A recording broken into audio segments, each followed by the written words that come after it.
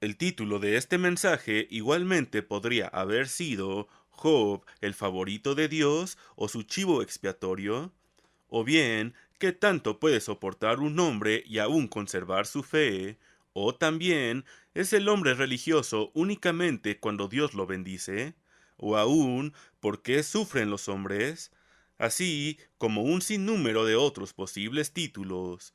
Esto es así porque la historia de Job abarca directa e indirectamente muchísimos temas variados y de gran importancia teológica. Pero elegí el título Job y usted por razones que se remontan a mis tiempos de estudiante de teología del Antiguo Testamento en la institución Ambassador. Cada año el profesor exigía que sus estudiantes escribieran un tratado sobre el libro de Job y cada año tanto el tema como el título del tratado eran el mismo, Job y yo. El tratado no tenía que ser extenso, pero a diferencia de cualquier otro trabajo de investigación que tuviera que entregarse en clase, este tenía que ser de naturaleza introspectiva. No bastaba con demostrar una comprensión del carácter y la situación de Job, era más importante identificarse con él. Teníamos que ver el problema de Job como nuestro problema, analizar nuestro carácter y nuestra situación a la luz de los de él, ya que el profesor consideraba que el libro tenía un mensaje y un significado crucial para cada uno de los estudiantes de su clase. Así se explica el título Job y usted. A continuación, examinaremos la historia de Job y es de esperarse que en el proceso usted se examinará a sí mismo, pues todos nosotros tenemos algo en común con Job y con sus amigos. Todos y cada uno de nosotros ha experimentado o presenciado, o bien llegará a hacerlo algún día, una tragedia tan enorme que hará surgir los interrogantes, las dudas y la desesperación consignados en el libro de Job. En el primer capítulo se nos presenta a Job, un hombre sumamente rico y extraordinariamente irreprochable. En efecto, era tan justo que se había autoimpuesto la tarea de ofrecer regularmente ofrendas encendidas después de las fiestas de sus hijos, por si acaso ellos hubieran pecado de alguna manera. Job era más que justo, era súper justo, o como quizás lo habría expresado el autor de Eclesiastés, demasiado justo. Un día, allá en el cielo, Satanás estaba teniendo audiencia con Dios. Satanás significa adversario, puesto que el texto hebreo contiene el artículo definido cada vez que se emplea esta voz en el libro de Job, propiamente debería traducirse el Satanás o el adversario. Dios le hizo notar la piedad de Job.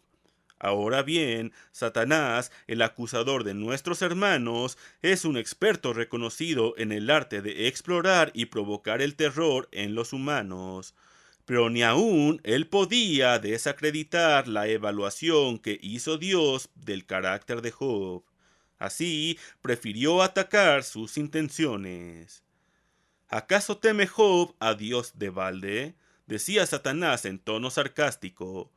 ¿No le ha acercado alrededor a él y a su casa y a todo lo que tiene? Al trabajo de sus manos has dado bendición, por tanto sus bienes han aumentado sobre la tierra. Pero extiende ahora tu mano y toca todo lo que tiene, y verás si no blasfema contra ti en tu misma presencia. Esto se encuentra en Job capítulo 1, versículos del 9 al 11. ¿Era la devoción de Job altruista o tan solo buscaba él su propia conveniencia? ¿Era la suya una labor de amor o una labor a cambio de una recompensa? Dios permitió a Satanás que pusiera a prueba a Job, pero recordemos dos cosas. Número uno, Dios había engatusado a Satanás para lograr con él sus propios propósitos, no viceversa. En tanto que en primera vista parecería que Dios había caído en la trampa de Satanás, en realidad fue Dios quien primeramente puso una trampa a Satanás al señalarle la integridad de Job. Dios estaba explotando la naturaleza conflictiva de Satanás para propósitos que trascendían la mera cuestión del servicio altruista de Job. Y, número 2, Satanás no podía rebasar los límites que Dios le fijó. Dice el versículo 12, He aquí, todo lo que tiene está en tu mano, solamente no pongas tu mano sobre él. Satanás procedió a destruir la riqueza y la familia de Job, pues en un solo día él cayó en la más abyecta pobreza. Job se encontraba embargado de dolor y de angustia, pero después de perder prácticamente todo lo que tenía, dijo lo siguiente: Desnudo salí del vientre de mi madre, y desnudo volveré allá. El Eterno dio, y el Eterno quitó, sea el nombre del Eterno bendito. En todo esto no pecó Job, ni atribuyó a Dios despropósito alguno.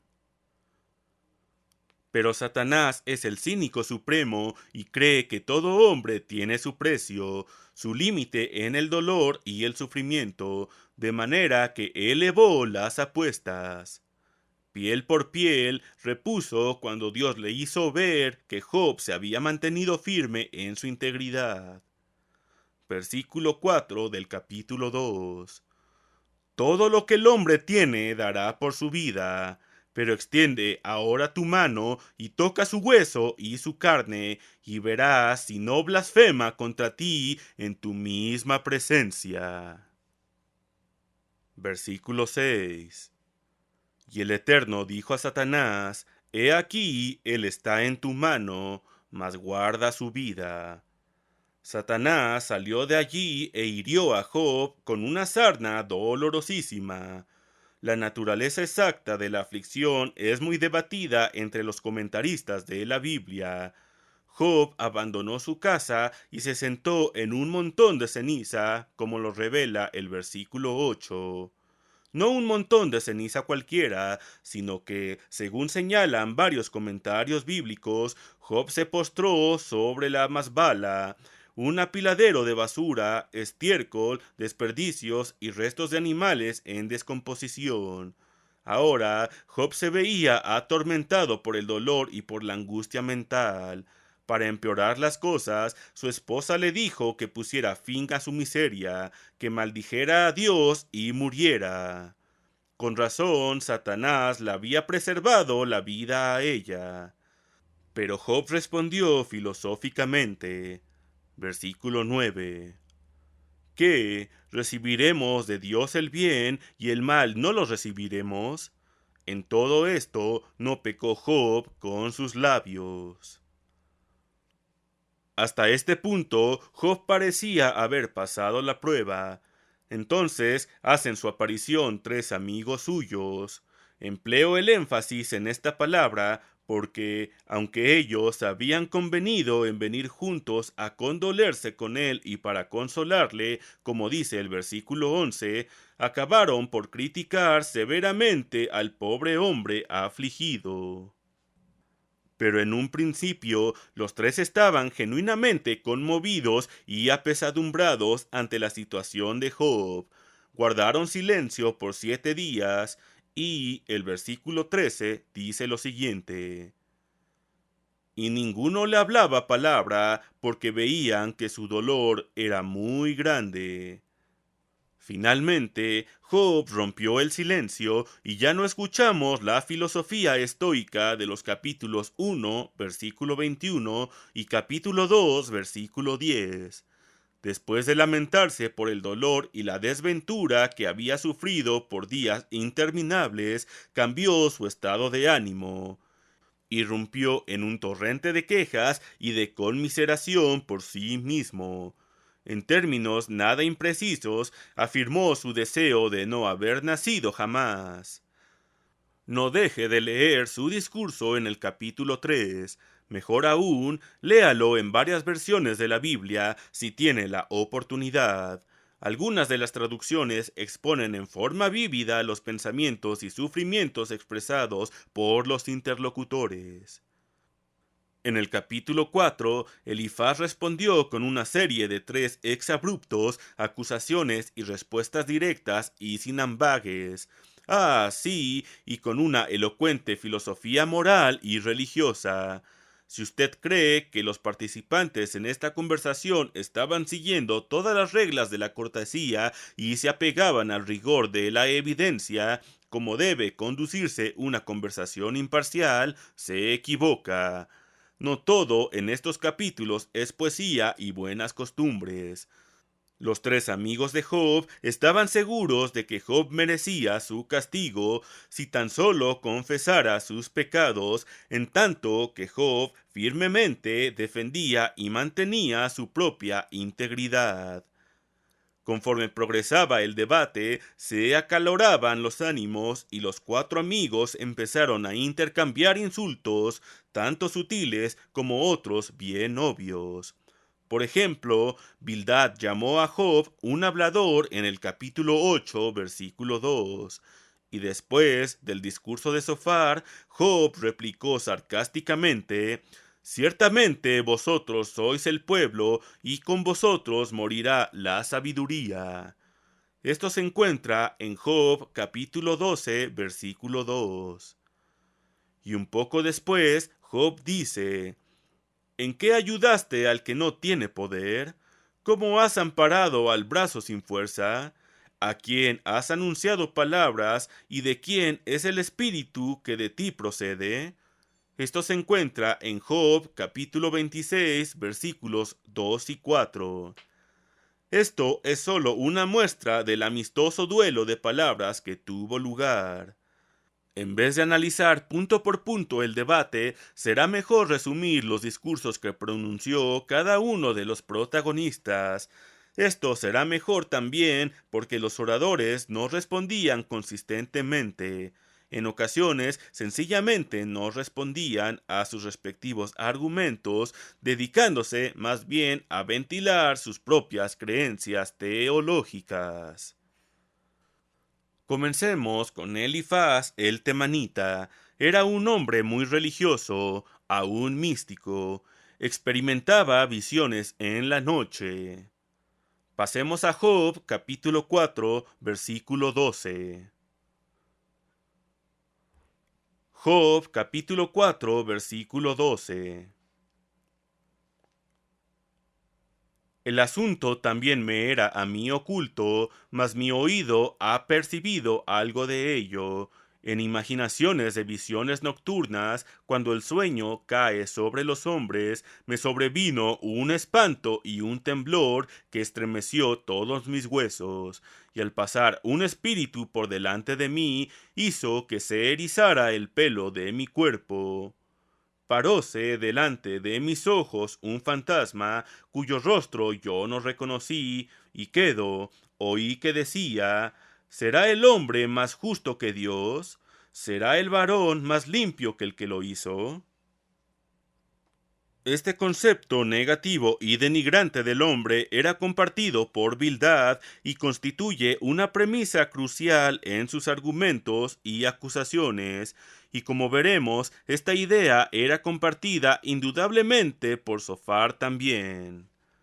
Pasemos a Job capítulo 25 versículos 4 al 6. Job 25 versículos del 4 al 6. ¿Cómo pues se justificará el hombre para con Dios? ¿Y cómo será limpio el que nace de mujer? He aquí que ni aun la misma luna será resplandeciente, ni las estrellas son limpias delante de sus ojos. Cuanto menos el hombre, que es un gusano, y el Hijo del hombre, también gusano.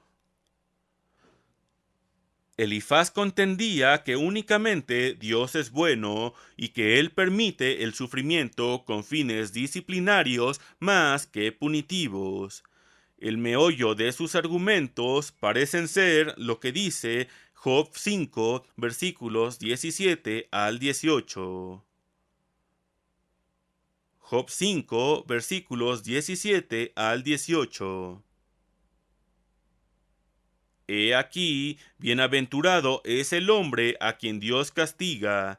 Por tanto, no menosprecies la corrección del Todopoderoso, porque Él es quien hace la llaga, y Él la vendará. Él hiere, y sus manos curan. Es un principio. Elifaz insinuó que Job estaba ocultando algún pecado, como lo dice Job capítulo 5, versículo 6. Job 5, versículo 6. Porque la aflicción no sale del polvo, ni la molestia brota de la tierra. Pero después se permitió formular una lista detallada. Pasemos a Job capítulo 22, versículos 5 al 9. Job 22, versículos del 5 al 9. Por cierto, tu malicia es grande y tus maldades no tienen fin, porque sacaste prenda a tus hermanos sin causa y despojaste de sus ropas a los desnudos. No diste de beber agua al cansado y detuviste el pan al hambriento. Pero el hombre pudiente tuvo la tierra y habitó en ella el distinguido. A las viudas enviaste vacías y los brazos de los huérfanos fueron quebrados. Así, acusa a Job de haber sido en el pasado indiferente y considerado para con los problemas de los pobres y desafortunados. Con toda razón, concluyó Elifaz, estaba él sufriendo. Su solución era que Job se rindiera por completo a Dios y se deshiciera de su maldad. Entonces Dios invertiría las circunstancias en que se encontraba. Job capítulo 22, versículo 23.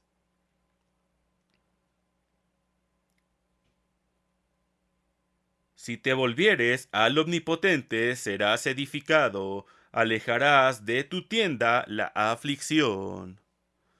Versículo 27. Orarás a él, y él te oirá, y tú pagarás tus votos. Determinarás asimismo una cosa y te será firme, y sobre tus caminos resplandecerá luz. Ahora, Bildad el suita creía que los patriarcas tenían la razón. Las ideas teológicas de éste estaban basadas en las tradiciones legadas de las generaciones anteriores. Job capítulo 8, versículo 8. Job 8, versículo 8. Porque pregunta ahora a las generaciones pasadas y dispone para inquirir a los padres de ellas, pues nosotros somos de ayer y nada sabemos, siendo nuestros días sobre la tierra como sombra. ¿No te enseñarán ellos, te hablarán y de su corazón sacarán palabras?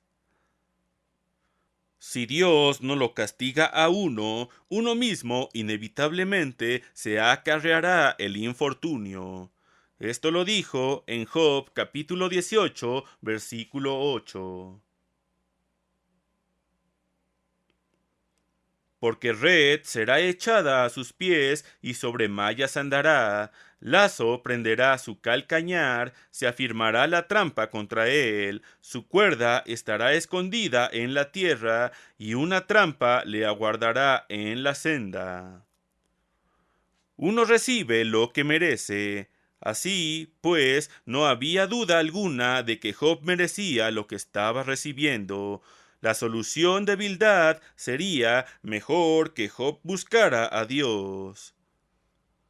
Job 8, versículo 5. Job 8, versículo 5. Si tú de mañana buscares a Dios y rogares al Todopoderoso, si fueres limpio y recto, ciertamente luego se despertará por ti y hará próspera la morada de tu justicia.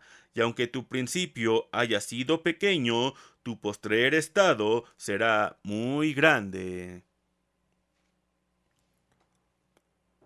Ahora llegamos a Zofar el Namatita. Era un dogmático severo e inflexible. Sus creencias eran semejantes a las de Bildad, solo que más arraigadas aún. Dios es inflexiblemente justo. Lo que uno obtiene es exactamente lo que merece, y Job merecía aún más de lo que ya había sufrido. Job 11, versículo 6. Dios te ha castigado menos de lo que tu iniquidad merece. Esto le dijo Zofar. Más aún, declaró que más le valdría a Job admitirlo todo, o, de lo contrario, le pasaría.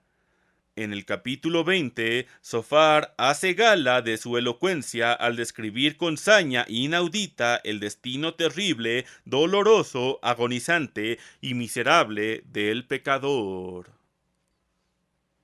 Recuerde, estos solo son rasgos de los tres amigos de Job y de sus creencias, pues solo hemos visto algunos de los puntos sobresalientes de cada uno. No deje de leer los discursos de todos ellos por su cuenta, ya que ello le ayudará a comprender lo que está ocurriendo en la narración. Y lo que es más importante, le ayudará a comprenderse a sí mismo cuando sea testigo de una tragedia o sufrimiento, como lo fueron los tres amigos de Job. Es un hecho que cada uno de nosotros probablemente pueda encontrar en estos discursos actitudes y creencias que reflejan nuestra propia reacción al infortunio de otras personas, nuestro propio punto de vista sobre el sufrimiento y la retribución divina. Por ejemplo, los amigos de Job sospechaban que él había cometido horribles pecados por los cuales estaba recibiendo su justo merecido. De igual manera, nosotros, en ocasiones, atribuimos cierta culpa a las personas que están teniendo problemas, o lo que es peor, y en verdad abominable a los ojos de Dios, nos regocijamos en nuestro interior cuando alguien a quien criticamos se ve en aprietos. Esta manera de pensar es la antítesis del enfoque que los cristianos deben tener hacia las aflicciones de los demás. Proverbios capítulo 17, versículo 5. Proverbios capítulo 17, versículo 5. El que escarnece al pobre afrenta a su hacedor, y el que se alegra de la calamidad no quedará sin castigo. La Biblia aún llega al grado de declarar lo siguiente. Proverbios capítulo 24, versículo 17. Cuando cayere tu enemigo, no te regocijes, y cuando tropezare, no se alegre tu corazón, no sea que el Eterno lo mire, y le desagrade, y aparte sobre él su enojo. Refiriéndose a todas las formas de juzgar presuntuosamente a nuestro prójimo, el apóstol Santiago escribió lo siguiente. Santiago capítulo 4, versículo 11. Santiago capítulo 4, versículo 11. Hermanos, no murmuréis los unos de los otros. El que murmura del hermano y juzga a su hermano, murmura de la ley y juzga a la ley. Pero si tú juzgas a la ley, no eres hacedor de la ley, sino juez. Uno solo es el dador de la ley, que puede salvar y perder, pero tú, ¿quién eres para que juzgues a otro? En lugar de ser suspicaces y críticos, debemos ver la tragedia personal de los demás con compasión y esperanza. Recuerde, el amor se goza de la verdad, no de la tragedia. Todo lo sufre, todo lo cree, todo lo espera, todo lo soporta. Los amigos de Job no estaban dispuestos a dar a Job el beneficio de la duda. Enfocaron su calamidad con suspicacia y crítica. Pero a este enfoque equivocado subyacía un problema aún más fundamental, el de una teología equivocada. Como se señaló anteriormente, en uno u otro grado, los amigos de Job se hicieron partidarios de la idea de que todo sufrimiento humano es el resultado del pecado, de que son los malvados y no los justos quienes sufren las calamidades. Concluyeron que la tragedia de Job era una manifestación de la retribución de Dios y que estaba siendo castigado en proporción a su falta. Pero el pecado no siempre es la causa directa del sufrimiento. Por principio de cuentas, tiempo y ocasión, así como la intervención directa de Dios, acontecen a todos, porque el hombre tampoco conoce su tiempo, como los peces que son presos en la mala red y como las aves que se enredan en lazo. Así son enlazados los hijos de los hombres en el tiempo malo, cuando cae de repente sobre ellos. Esto lo dice Eclesiastés capítulo 9, versículos 11 al 12. Un accidente automovilístico, un hogar destruido por las llamas, un temporal que arrasa la cosecha, un niño que nace muerto, un cáncer maligno. Todas estas calamidades no necesariamente son juicios específicos de Dios por nuestros pecados. Muchas veces sufrimos porque estamos sujetos a las vicisitudes, coincidencias e imperfecciones de la existencia física. Eclesiastés capítulo 7, versículo 13. Eclesiastés capítulo 7, versículo 13. Mira la obra de Dios, porque ¿quién podrá enderezar lo que él torció? En el día del bien goza del bien, y en el día de la adversidad considera. Dios hizo tanto lo uno como lo otro, a fin de que el hombre nada halle después de él. El sufrimiento de Job no era ningún accidente. Dios estaba participando en lo que ocurría, aunque Satanás era el agente activo. Pero la cuestión que se ventilaba no era la iniquidad de Job. Recuerde, Satanás no pudo desdecir la evaluación que había hecho Dios de la justicia de Job. Lamentablemente, los amigos de Job no fueron partícipes de las conversaciones celestiales entre Dios y Satanás, y así absurdamente trataron de adecuar los hechos del caso, los pocos que podían vislumbrar, a su teología personal. Se aferraban al silogismo de que son los malvados, no los justos, quienes sufren. Job está sufriendo. Por tanto, Job debe ser malvado. Creer lo contrario requeriría que transformaran por completo su teología, y era evidente que no estaban capacitados ni dispuestos para hacerlo. Sus erróneas suposiciones teológicas y su enfoque crítico de Job les hizo malinterpretar por completo el significado de la situación, así como el papel que Dios tuvo en ella. De modo que denunciaron a Job injustamente. Por ello, Dios finalmente los reprendió.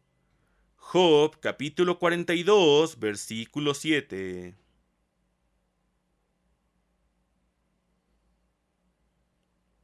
Job 42, versículo 7. El Eterno dijo a Elifaz temanita: Mi ira se encendió contra ti y tus dos compañeros, porque no habéis hablado de mí lo recto, como mi siervo Job. Los tres amigos de Job son ejemplos de cómo no reaccionar y juzgar las calamidades personales. Pero no hemos aclarado la cuestión del sufrimiento de Job. En efecto, ahora nos encontramos más desconcertados que nunca. Si Job no era un hombre perverso, ¿por qué era acreedor a tanto sufrimiento? No era solamente la teología de los tres amigos de Job la que estaba siendo puesto a prueba por los eventos calamitosos. Job mismo estaba sufriendo una severa prueba de su fe y de sus creencias acerca de Dios.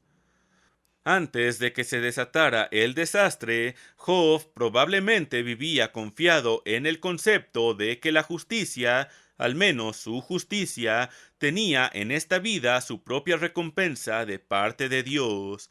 Pero ahora su sistema teológico de recompensas y castigos temporales estaba siendo severamente puesto en tela de juicio. Job no conocía a Dios tan bien como creía. En los diálogos entre Job y sus amigos vemos a un hombre afligido simultáneamente librando una batalla desesperada en dos frentes. En el frente personal, Job defendía su carácter y reputación contra las acusaciones e insinuaciones de sus amigos. En el frente teológico, Job se preguntaba por qué Dios había hecho descender sobre él tal desastre sin ningún motivo aparente. En sus discursos, Job alternaba entre estos dos frentes, ya dirigiendo recusaciones a sus amigos, ya enderezando quejas contra Dios. En el frente personal, Job defendía su integridad de dos maneras. Primeramente, refutó los argumentos teológicos de sus amigos, afirmando que, a diferencia de sus nítidas fórmulas teológicas, algunos malvados pasan sus días en prosperidad. Job 21, versículo 13. Job capítulo 21, versículo 13. Pasan sus días en prosperidad y en paz descienden al Seol. Seol es una palabra tomada del hebreo que significa tumba o sepulcro.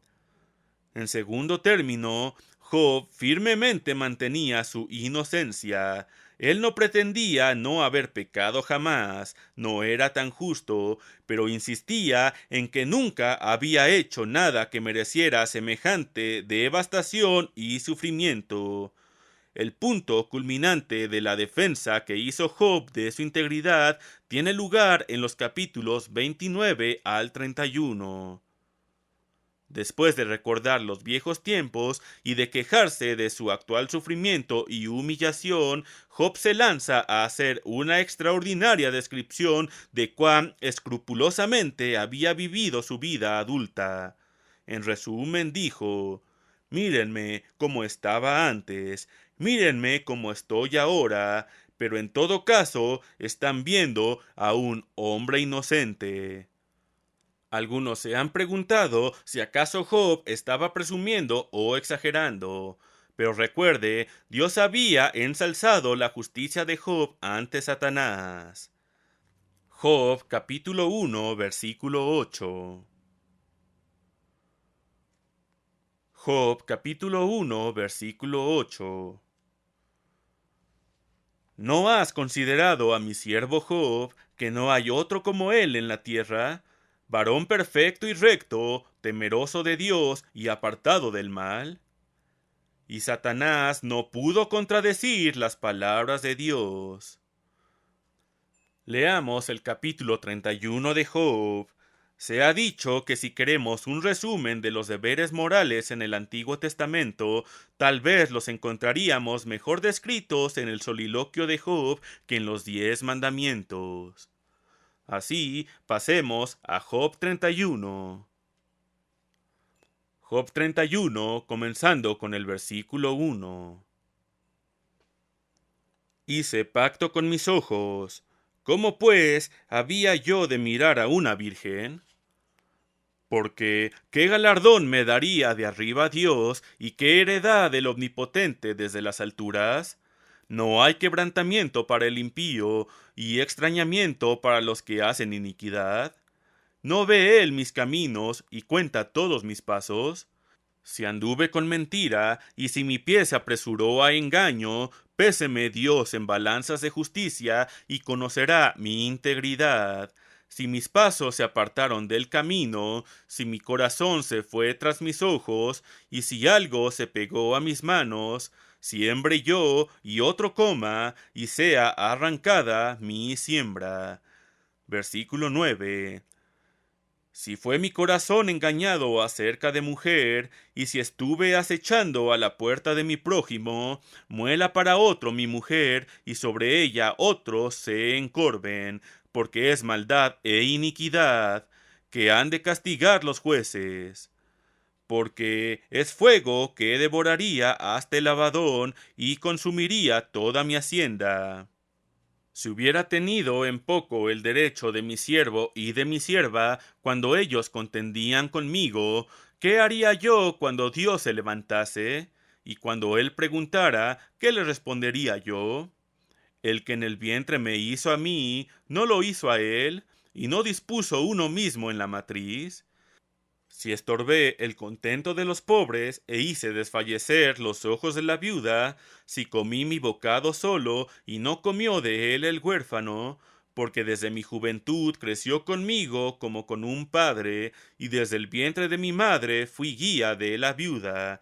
Si he visto que pereciera alguno sin vestido y al menesteroso sin abrigo, si no me bendijeron sus lomos y del vellón de mis ovejas se calentaron, si alcé contra el huérfano mi mano, aunque viese que me ayudaran en la puerta, mi espada se caiga de mi hombro y el hueso de mi brazo sea quebrado. Porque temí el castigo de Dios, contra cuya majestad yo no tendría poder.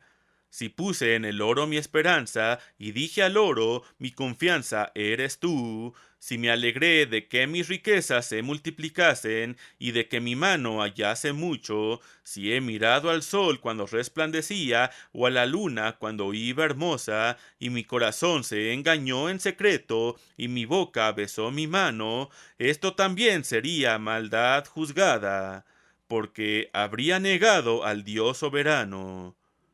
Si me alegré en el quebrantamiento del que me aborrecía, y me regocijé cuando le halló el mal, ni aun entregué al pecado mi lengua, pidiendo maldición para su alma. Si mis siervos no decían, ¿quién no se ha saciado de su carne? El forastero no pasaba fuera la noche, mis puertas abría al caminante.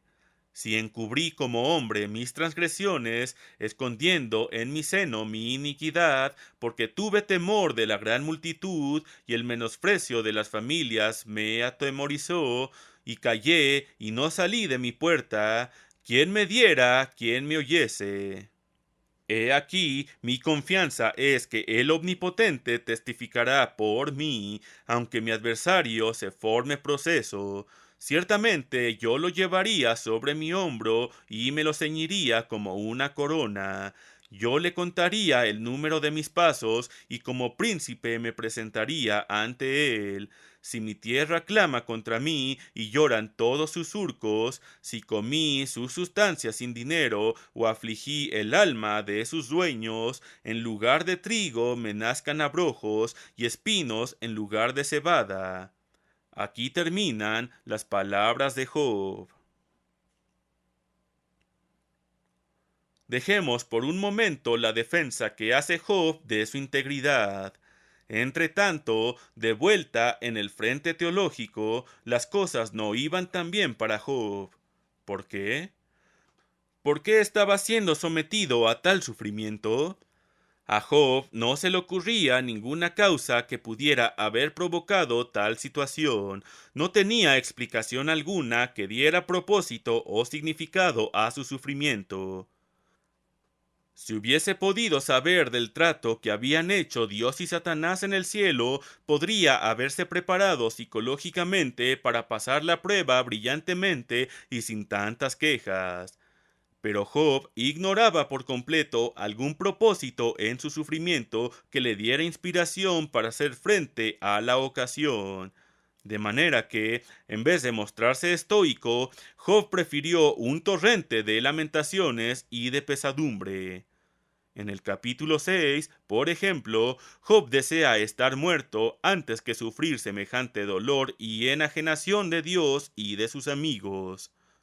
En los capítulos 9 y 10 expresó su sentimiento de frustración al verse victimado por la injusticia divina. Job capítulo 10, versículo 16.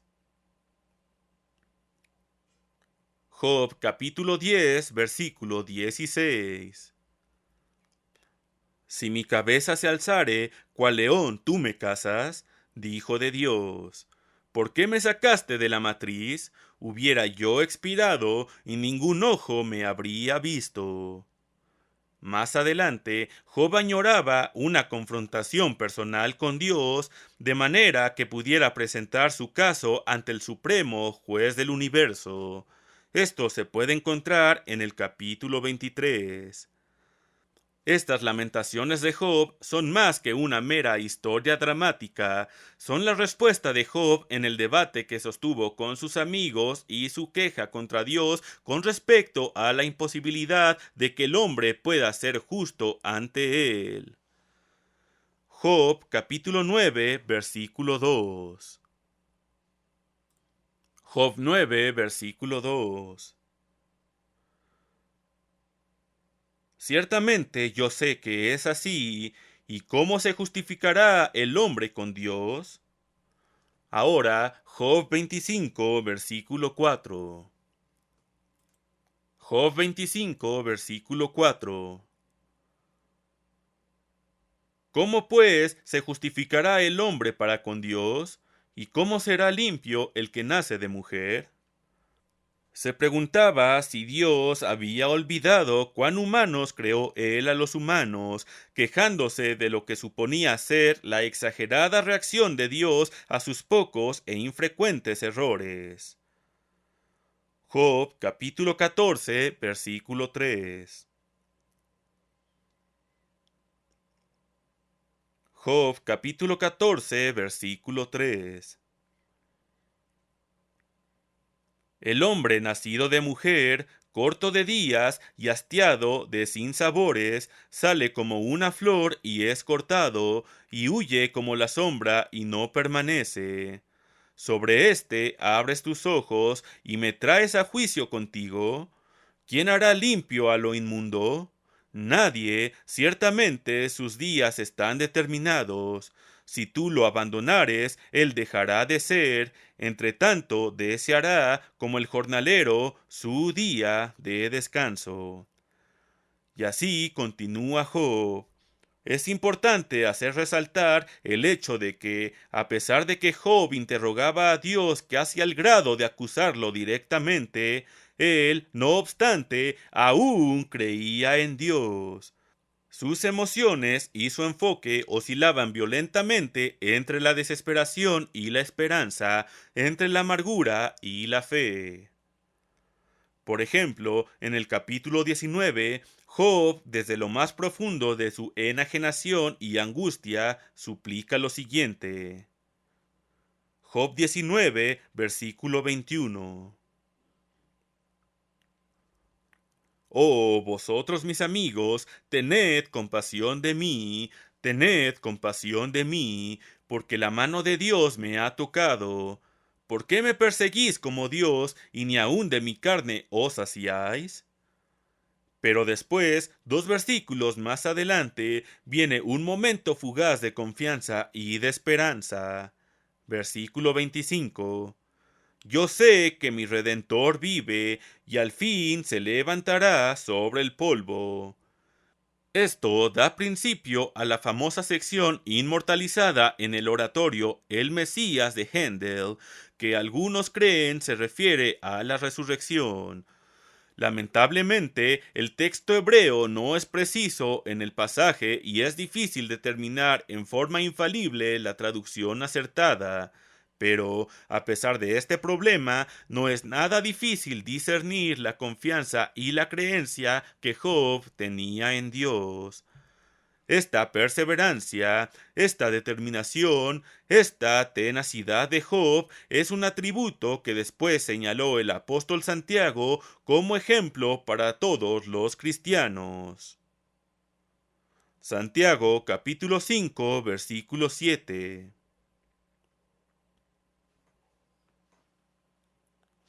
Santiago capítulo 5 versículo 7. Por tanto, hermanos, tened paciencia hasta la venida del Señor. Mirad cómo el labrador espera el precioso fruto de la tierra, aguardando con paciencia hasta que reciba la lluvia temprana y la tardía. La traducción referente a la paciencia de Job en la versión Reina Valera de las Escrituras quizá dé una impresión errónea. Al repasar el libro de Job, se ve que él no siempre fue paciente, pero sí tenaz, se mantuvo firme en su creencia en Dios a pesar de las circunstancias.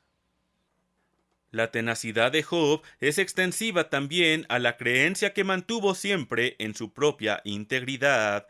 Sus tres amigos, incapaces de penetrar sus defensas e ignorantes del verdadero propósito del sufrimiento de Job, finalmente desistieron de su intento por extraerle una confesión.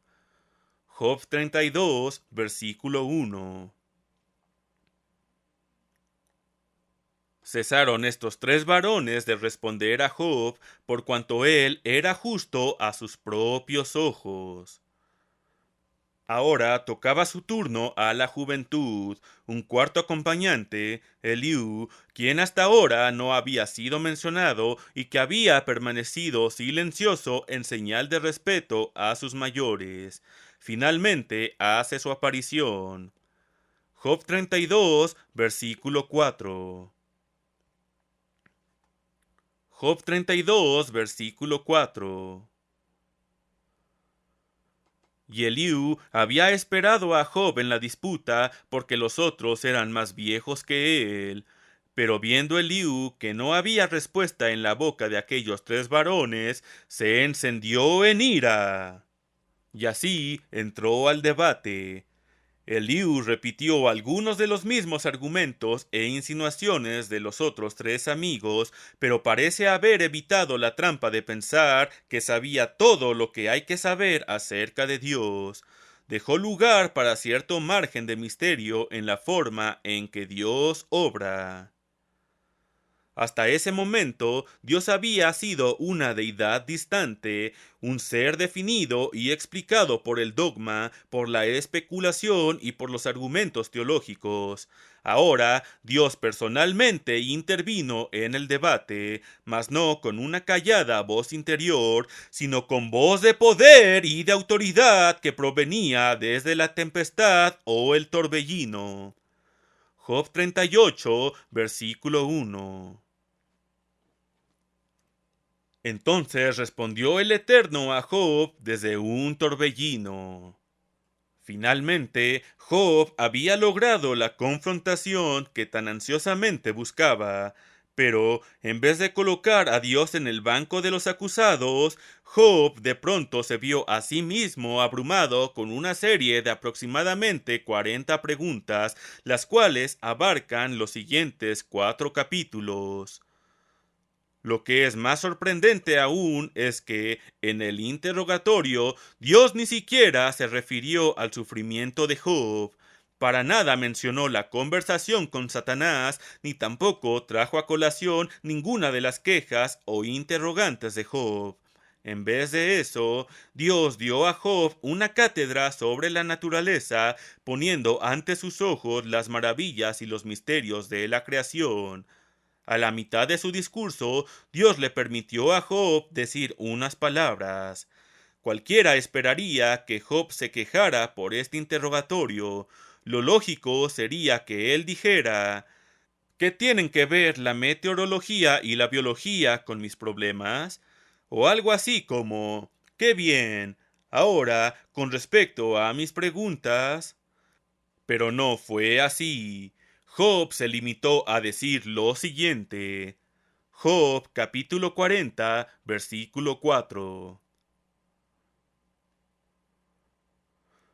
Job capítulo 40, versículo 4. He aquí que yo soy vil. ¿Qué te responderé? Mi mano pongo sobre mi boca. Una vez hablé, mas no responderé. Aún 2 veces, mas no volveré a hablar. ¿Qué ocurrió? ¿Por qué este cambio radical en su manera de pensar y en su actitud? Los teólogos, los filósofos y aún los psicólogos han especulado sobre el estado de ánimo de Job por miles de años. Lo que ocurrió fue que Dios dejó de ser solo un argumento o una creencia para convertirse en una asombrosa realidad. La especulación y el dogma habían sido reemplazados por el verdadero ser. Job se encontraba cara a cara con Dios tal como Él es, no como Job creía o se imaginaba que Él era. Fue una experiencia definitiva que cambió su actitud y ensanchó su mente. Job se encontraba experimentando una transformación en su forma de creer y en su enfoque de las cosas. Dios llevó a cabo esta conversación reduciendo a Job a su tamaño real. Su ego fue desinflado. Por grandes que hubieran sido sus obras de piedad, Job tuvo que reconocer en lo más íntimo de su ser que no era en forma alguna igual a Dios. Se dio cuenta que ni el hombre ni los valores del hombre, por perfectos y justos que parezcan, pueden ser utilizados para medir a Dios y sus obras. El hombre es muy pequeño e insignificante en comparación con la realidad total. Job también llegó a comprender cuán poco conocía de la creación física de Dios. Declara si sabes, preguntaba Dios a Job, y en cada ocasión la respuesta era negativa, tal como sigue siendo hoy en día a pesar de los impresionantes adelantos en nuestro conocimiento. Dios hizo que Job comprendiera cuán poco conocía en realidad del mundo que lo rodeaba. Y si Job conocía tan poco del ámbito físico que lo rodeaba, ¿cuánto menos comprendería de la esfera espiritual? El interrogatorio de Dios distrajo la atención de Job de sus problemas, en lugar de dar a Job su voto de simpatía, de manera que pudiera dar rienda suelta a su autocompasión. Dios dirigió la atención del patriarca a su grandeza, sus poderosas obras, su sabiduría infinita y su poder inconmensurable. El efecto fue que Job empezó a ver a Dios como nunca lo había visto antes. Job 42, versículo 3. Job 42, versículo 3. Yo hablaba lo que no entendía, cosas demasiado maravillosas para mí que yo no comprendía. De oídas te había oído, mas ahora mis ojos te ven. Por tanto me aborrezco y me arrepiento en polvo y ceniza. Hay muchas cosas acerca de Dios que él nunca antes había visto, que había sido incapaz de comprender a través del debate y el dogma teológico.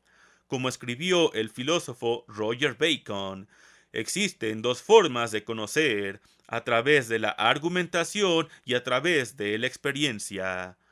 Job estaba conociendo, experimentando a Dios independientemente de los argumentos abstractos.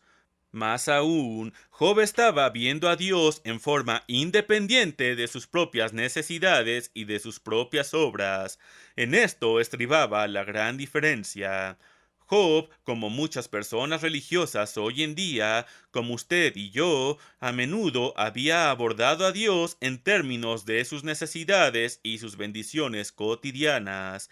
Dios quedaba definido como aquel de quien provienen todas las necesidades, los beneficios y las recompensas. A Job le habían venido con gran abundancia, eso era maravilloso, y por ende Dios también era maravilloso. Pero cuando dejaron de venir, eso no fue tan maravilloso, y ahora Dios tampoco era tan maravilloso. Quizá, tal como había imputado Satanás, la piedad de Job estaba basada parcialmente en su gran prosperidad material.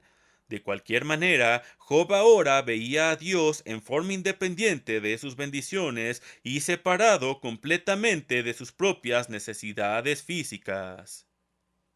Job también llegó a ver a Dios en forma independiente de sus obras piadosas.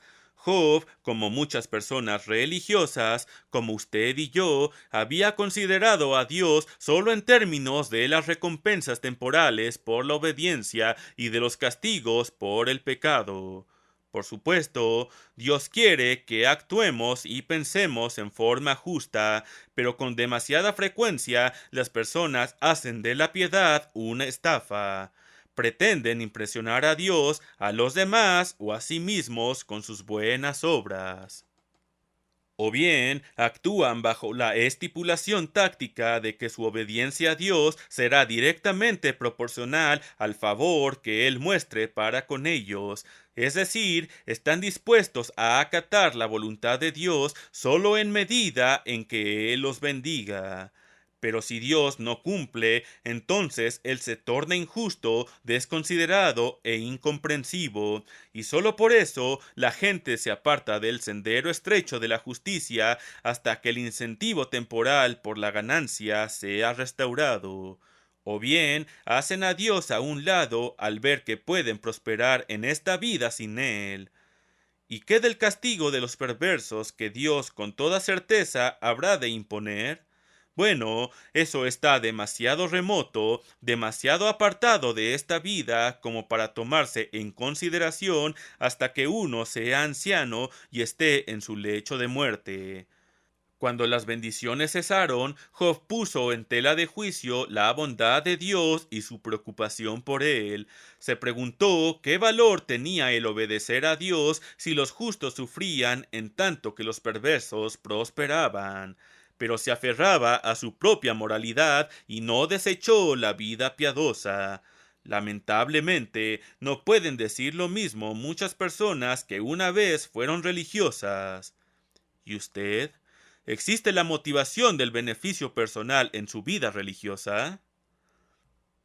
Una vez que Job empezó a ver a Dios y al universo un poco más desde el punto de vista de su creador y un poco menos desde el suyo propio, Dios le restauró su fortuna, lo bendijo con 10 hijos más y le dio el doble de la fortuna que tenía anteriormente.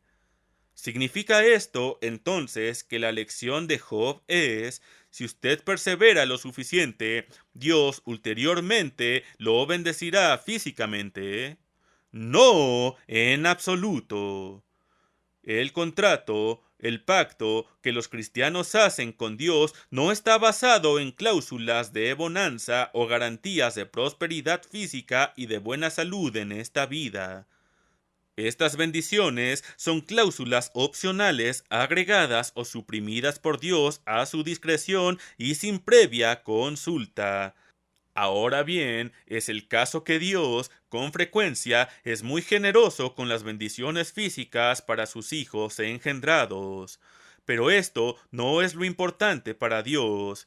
Lo que cuenta para Él son factores importantes para la próxima vida: el amor, la misericordia, la obediencia, etc.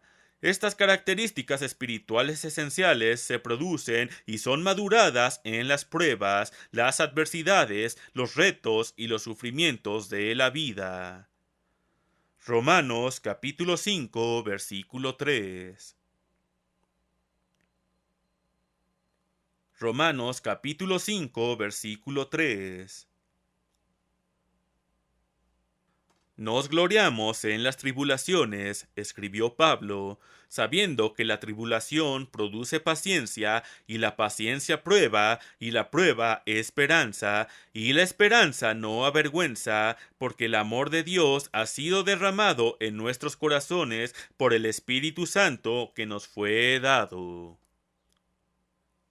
Y Santiago exhortó a los cristianos en Santiago capítulo 1 versículo 2. Santiago 1 versículo 2. Hermanos míos, tened por sumo gozo cuando os halléis en diversas pruebas, sabiendo que la prueba de vuestra fe produce paciencia. Mas tenga la paciencia su obra completa, para que seáis perfectos y cabales, sin que os falte cosa alguna. La principal garantía que tenemos con Dios es que aquellos que cumplan su parte en el pacto en esta vida recibirán el don de la vida eterna en la próxima. Es, por así decirlo, un plan de pago diferido. Sí, Job fue bendecido con el doble de lo que tenía anteriormente, pero muchas otras personas piadosas en tiempos bíblicos tuvieron que vivir sin las amenidades y aún sin las necesidades de la vida, como expuso el apóstol Pablo en Hebreos capítulo 11, versículo 35, que padecieron privaciones, dolor, tortura y muerte. Hebreos capítulo 11, versículo 39. Hebreos capítulo 11, versículo 39. Y todos estos, concluye Pablo, aunque alcanzaron buen testimonio mediante la fe, no recibieron lo prometido. El verdadero cumplimiento, basado en la resurrección prometida, que es nuestra gran esperanza, está aún por hacerse realidad para Job o para cualquier otro, con excepción de Jesucristo. El libro de Job no es para lectores superficiales. No tiene respuestas fáciles o soluciones rápidas. En efecto, durante su confrontación con Dios, Job nunca obtuvo de él una respuesta directa con respecto a por qué el sufrimiento, las vicisitudes y las injusticias son parte de la vida física. Por consiguiente, muchos lectores del libro, al concluirlo, exclaman ¡fraude! Después de 37 capítulos de creciente suspenso, piensan que se les ha dejado sin solución a los problemas e interrogantes planteados. Pero Job quedó satisfecho. No obtuvo las respuestas a sus preguntas, pero fue visitado por quien tiene todas las respuestas, y eso le bastó a él. A través de su confrontación personal con Dios, Job supo que Dios no lo había abandonado o traicionado. Y llegó a darse cuenta de que, así como un animal no puede comprender lo que hace un humano, tan grande así es el abismo entre sus niveles de inteligencia, así tampoco puede comprender el hombre las cosas divinas, pues el nivel de pensamiento y de existencia de Dios trasciende nuestra capacidad de comprensión. Por tanto, tengamos cuidado de criticar la manera en que Dios opera. Isaías capítulo 45, versículo 9. Isaías 45, versículo 9. Ay del que pleita con su hacedor, el tiesto con los tiestos de la tierra. Dirá el barro al que lo labra, ¿qué haces? ¿O tu obra no tiene manos? Ay del que dice al Padre, ¿por qué engendraste? Hoy en día somos beneficiarios de una mayor revelación con respecto a la voluntad y a los caminos de Dios que la que tenía Job.